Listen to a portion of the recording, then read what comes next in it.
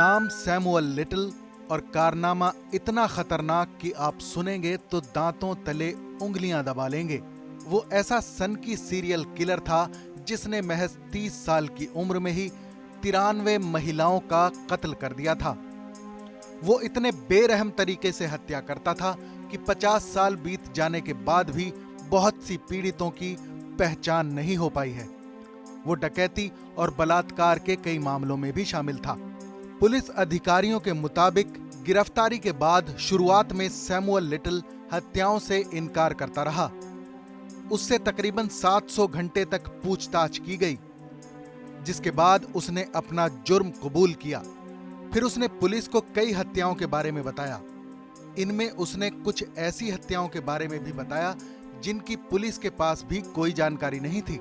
Samuel ने अपनी शिकार महिलाओं के नाम बताने के अलावा उनके स्केच भी पुलिस को दिए। साथ ही ये भी बताया कि उसने कब, किसको, कहां पर कत्ल किया और फिर उसकी लाश को कहां ठिकाने लगाया। उसने 1970 से 2005 के बीच 93 महिलाओं की हत्या करने का अपराध कबूल किया था, जिनमें से ज्यादातर हत्याएं उसने फ्लोरिडा और साउथ कैलिफोर्निया में की थी।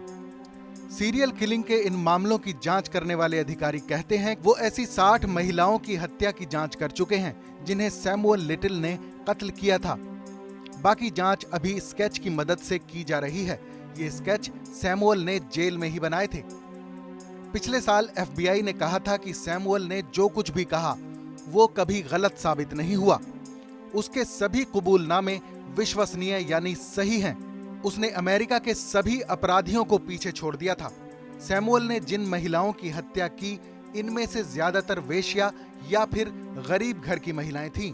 FBI ने सैमुअल की शिकार महिलाओं की तस्वीरें भी जारी की ताकि उनकी पहचान करने में मदद मिल सके।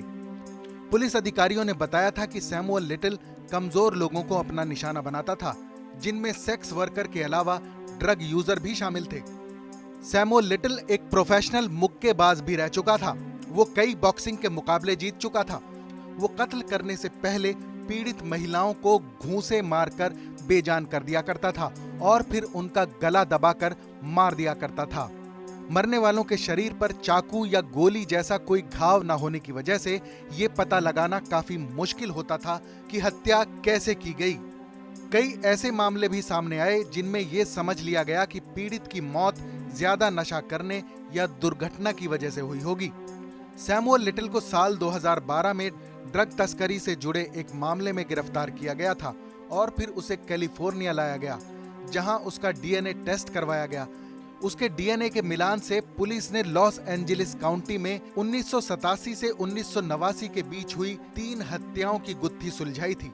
सैमुअल को दोषी ठहराया गया और तीनों अलग अलग मामलों में उम्र कैद की सजा सुनाई गई। अमेरिका का ये सबसे खतरनाक सीरियल किलर सैमुअल लिटिल हत्या के कई मामलों में दोषी ठहराए जाने के बाद साल 2014 से जेल में ही बंद था। इसी दौरान बीमारी के चलते उसे कैलिफोर्निया के एक अस्पताल में भर्ती करवाया गया था, लेकिन इलाज के दौरान 80 साल की उम्र में 30 दिसंबर 2020 को उसकी मौत हो गई। उसे डायबिटीज और हार्ट जैसी कई बीमारियां थीं। TV9 भारतवर्ष डिजिटल के लिए फरीद अली की खास रिपोर्ट।